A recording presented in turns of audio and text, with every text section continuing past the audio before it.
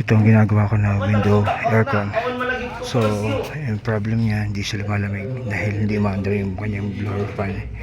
So, okay na. Ito yung blower fan na aking pumalit. Start.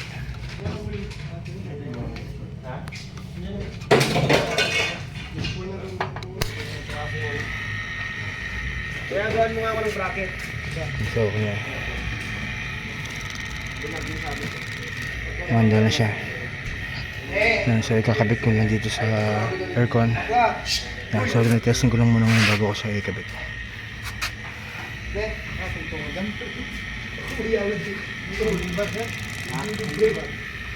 So, before yung pinilata kong pyesa rito, yung dating motor, sira yan.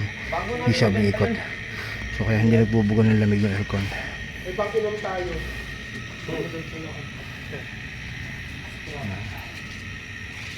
So okay na ito. Dito ito sa Monteparo Village, Phase 4.